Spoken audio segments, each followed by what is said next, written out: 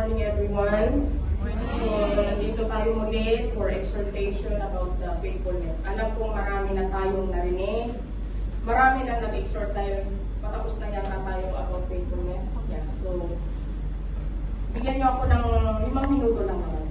So, very exhorting. Ito talaga yung short exhortation. Hindi na tayo magtatagal kasi alam kong marami na tayong ano. So, nandito tayo sa Deuteronomy 7 verse 9, therefore know that the Lord your God, He is God, the faithful God who keeps covenant and mercy for the 1,000 generation, who those who love Him and keep His commandment. So, what if that means, this verse to us? So, itong verse na to, God is faithful. God is faithful is a remind us how God is faithful to us.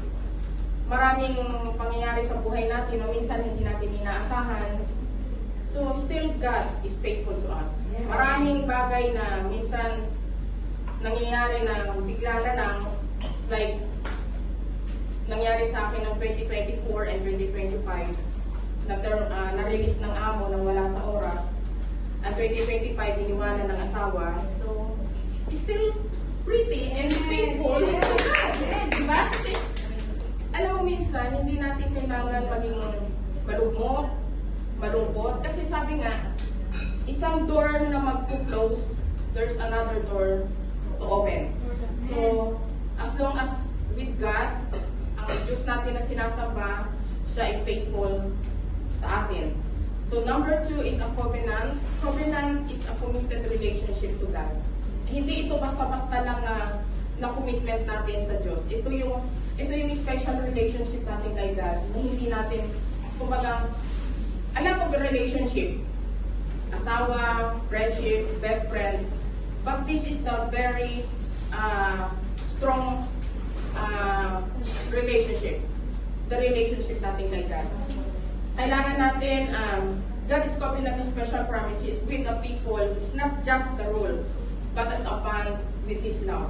So, kumbaga, ito yung, kumbaga, kung wala tayong covenant kay Lord, so paano? So, nothing.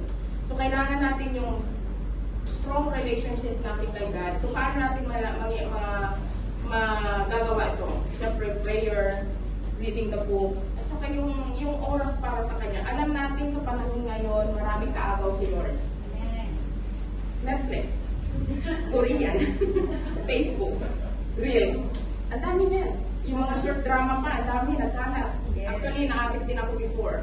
But, so, aminado naman ako. So, yung Netflix namin, talagang minsan, ang series pa naman na pinapanood ko, so, mga 30 episode pa talaga. So, sige lang. Pero, minsan na-realize natin na, ano yung napapala natin sa bagay na yon habang ginagawa natin? Iba wala. Napuyat lang tayo, nagastusan, kasi yung load natin nauubos madalas. So, yun. So, mas maganda na magkaroon tayo ng time kay God. Alam natin pagod tayo minsan, but we need time to God. So, kasi yun ang kailangan natin. A strong relationship with God. So, number 3, love and obedience. So, to those who truly love God, will follow His way. It's not just rules, but it's a response to His love. So, yung response natin, paano tayo mag-response ng pagmamahal ng Panginoon? Obedience. Simple lang, yung obedience natin, paano tayo mag-obey kay Lord? Gawin natin yung inuutos niya. Gawin natin yung mga bagay na kailangan gawin. Mga simple lang, katulad ngayon, meron tayong kitchen. Nakikita ko minsan yung orders, yung attendance natin is nasa 77, I think, pero yung orders nasa 20s lang. Diba? It's so sad. It's a simple task na binigay sa atin ng may pastor sa atin kasi nga alam natin lahat na tayo ay laging negative for the past few months.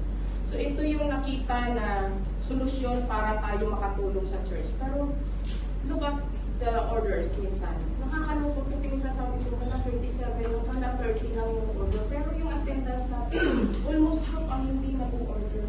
So the simple of obedience natin na hindi natin nagawa. Diba? Ang sakit sa puso. So, tapos sasabihin natin, I love you, Lord. Saan? Diba ang sakit? So, I love you, Lord, pero with an action. Kasi hindi pwede yung bibig now, within an action. So, blessings go beyond you. Kasi ang blessing ni Lord, hindi lang para sa atin. Alam natin yun, may blessing natin ng employer natin, blessing tayo na nandito, buhay tayo na, although may putik karamdaman, is still a blessing. But the blessing beyond us, nakikita natin yung blessing ni Lord, hindi lang para sa atin, but for the future generation, for our family, until the fourth generation of our family. Kapag tayo naging tapat sa Lord, kapag tayo yung manatili tayo sa poder ni Lord, hindi lang tayo yung nagiging papapala hanggang sa kaapo-apo natin, hanggang sa minunuluhan ng minuno natin. Yan yung magiging, maiiwan natin na magandang legacy sa ating pamilya. Yung ituro natin sa ating pamilya, sa ating mga anak, kung paano mahalin at paano mag-obey sa Diyos. So,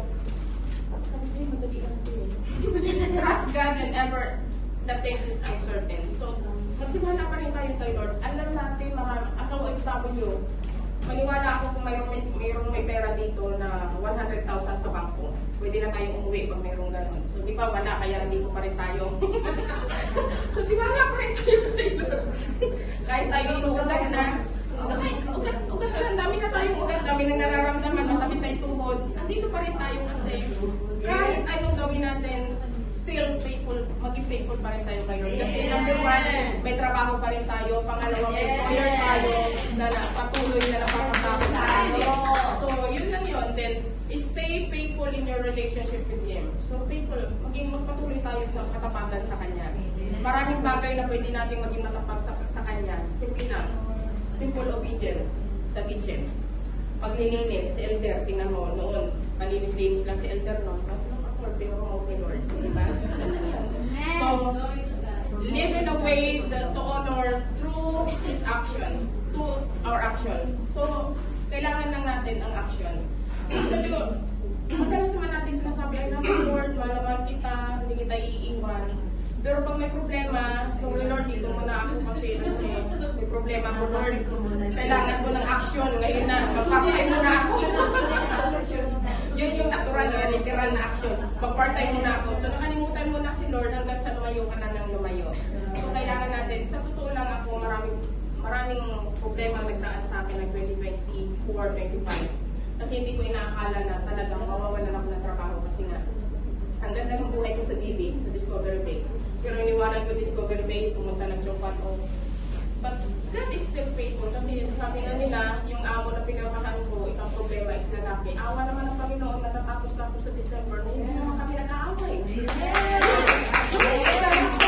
Ang naging problema ng mga nagdang helper talaga is yung amo ko lalaki. Talagang may ugali kasi talaga sa. Pero kung makukuha mo pakikipagaya natin ang mga amo natin, kahit gaano pa yan ka-terror, ang Diyos ang magkakabait niyan. Si Lord na bahala sa kanya. So, tingnan naman, is a blessing. So, yung anak niya, minsan, pag makulit, sabi ko, iwanan na kita, uwi lang ang Pilipinas. Sabi ko, kumayan.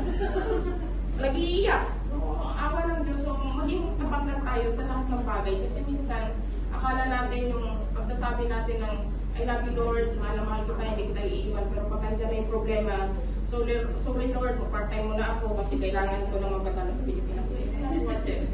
Kailangan natin mag-focus kay Lord. Sa totoo lang, ako never ako na part-time. For my 18 years here in Hong Kong. Never. Kasi, Sunday, sa lahat na naging interview ko talaga, sinabi ko sa kanila, Sunday is my holiday. If you need me a month before, just tell me. Ganun ako. Kasi, pag sinabi ko talaga na gano'n, so hindi. Pag sabi ni Amo na, Ana, we need you on Sunday. Pero isang beses pa lang nila akong ginamit ng nag-staycation kami. So, kaya kailangan natin i-deal sa mga amo natin. Yung Sunday is a Sunday for the Lord. Amen. Kasi kapag tayo rin mismo yung nag-give sa kanila, pagbigyan natin sila isang beses, pero kausapin natin. Kasi sa interview pa lang, masasabi mo naman yan eh.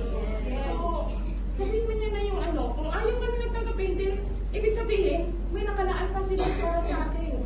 Huwag niyong isuko yung Sunday para sa Lord. Kapag tutuungan natin ang Panginoon, Sunday is for the Lord. God bless you.